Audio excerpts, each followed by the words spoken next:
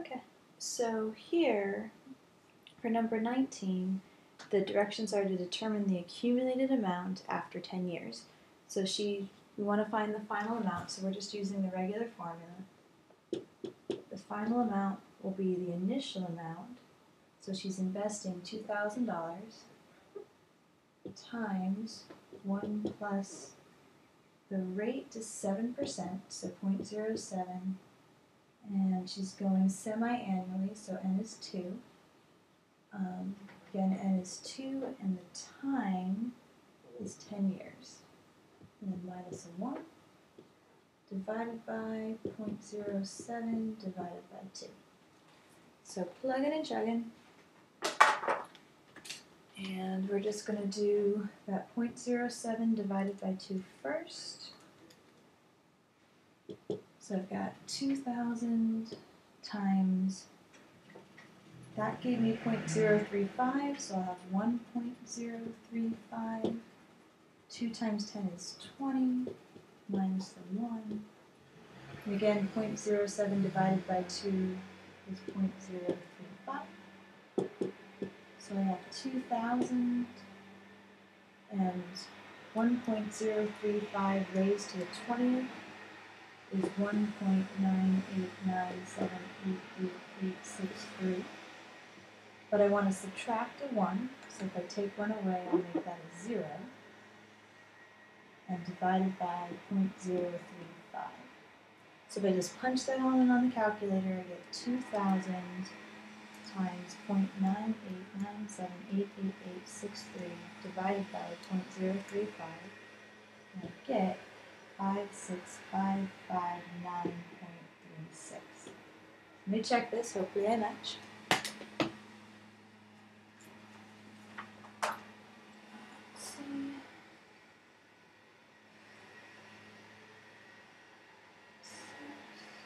Yep, we match. Yay.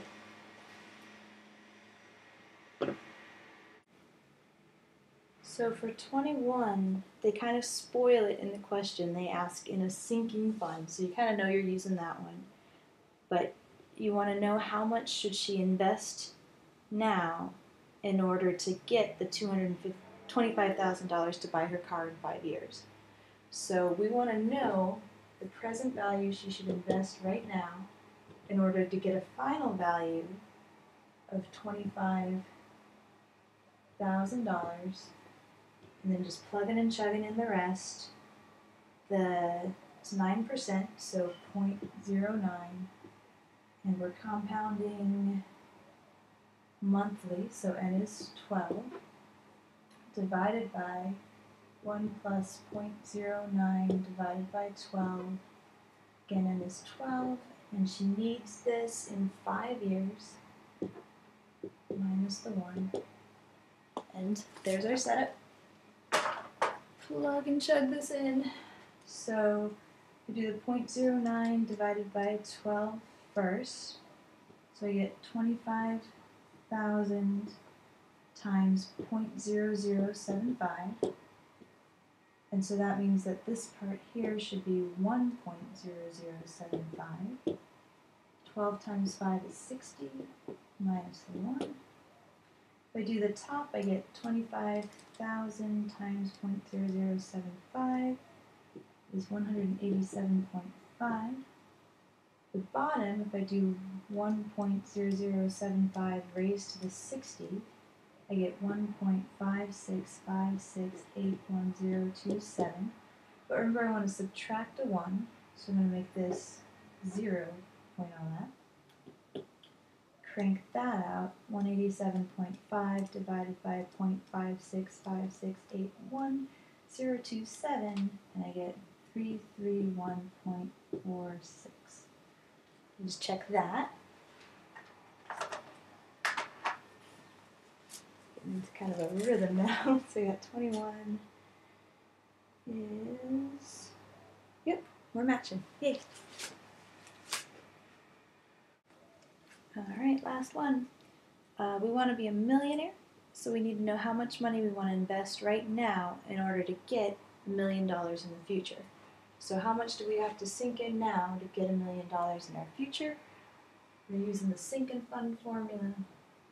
So the amount we have to invest is the amount we want, the final amount, 1 million, and the rate is 0.08.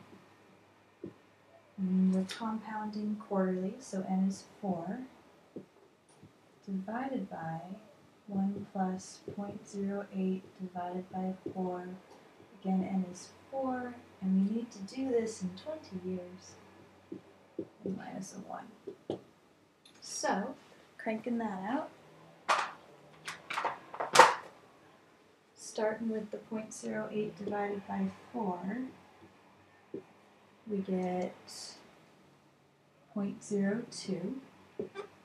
So that means that this is 1.02. 4 times 20 is 80, minus 1. So I have 1 million times 0.02 gives me 20,000.